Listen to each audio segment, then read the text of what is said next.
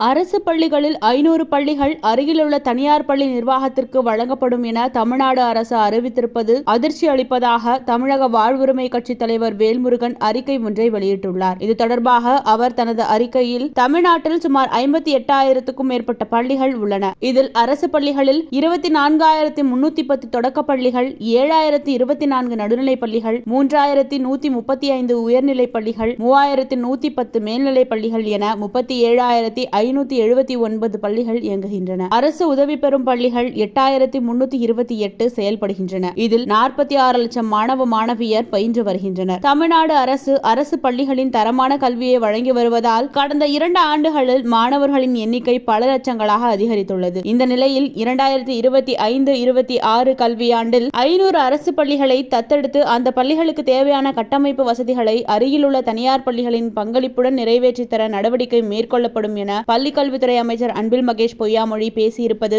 அதிர்ச்சி அளிக்கிறது. வரும் காலங்களில் அரசு பள்ளிகளை தனியாரிடம் ஒப்படைப்பதோடு கல்வியை தனியார் மயமாக்கும் தேசிய கல்விக் கொள்கையை மறைமுகமாக திணிக்கும் முயற்சியே ஆகும். அரசு பள்ளிகளில் பயிலும் பெரும்பாலான பிள்ளைகள் கிராமப்புறங்களில் கல்வியறிவு அற்ற ஏழ்மை நிலையில் உள்ள குடும்ப பின்னணியை கொண்டவர்கள். அப்பிள்ளைகளின் முன்னேற்றம் அவர்களின் குடும்பத்தின் முன்னேற்றம் மட்டுமின்றி நாட்டின் முன்னேற்றத்தையும் உள்ளடக்கியது. அரசு பள்ளிகள் தனியார் மயமாக்கப்பட்டால் ஏழை எளிய விளிம்பு நிலை குடும்பங்களை சார்ந்த குழந்தைகளின் கல்வி கேள்விக்குறியாகும். ஆரம்ப பள்ளிகளின் இடைநிற்றல் 16 விழுக்காடாக உயர்ந்திருப்பதாக புள்ளி விவரங்கள் தெரிவிக்கின்றன. இதன் காரணமாக குழந்தை தொழிலாளர்களின் எண்ணிக்கையும் அதிகரித்து வருகின்றன. இந்த நிலையில் அரசு பள்ளிகளின் கட்டமைப்பை பலப்படுத்தி கல்வி தரத்தை மேம்படுத்துவதற்கு பதிலாக அரசு பள்ளிகளை தனியார் பள்ளி நிர்வாகங்களுக்கு தத்து கொடுக்க தமிழ்நாடு அரசு முடிவு செய்திருப்பது ஏழை எளிய குழந்தைகளின் கல்வி உரிமையை பறிக்கும் செயலாகும். எனவே 500 அரசு பள்ளிகளை தனியார் பள்ளிகளுக்கு தத்து கொடுக்கும் முடிவை தமிழ்நாடு அரசு உடனடியாக கைவிட வேண்டும். அரசு பள்ளிகளில் அடிப்படை வசதிகளுக்காக கட்டமைப்பிற்காக போதிய அளவில் நிதி ஒதுக்கீடு செய்து காலியாக உள்ள ஆசிரியர் பணியிடங்களை நிரப்ப வேண்டும் என தமிழக வாழ்வுரிமை கட்சி வலியுறுத்துவதாக அந்த அறிக்கையில் தெரிவித்திருந்தார்.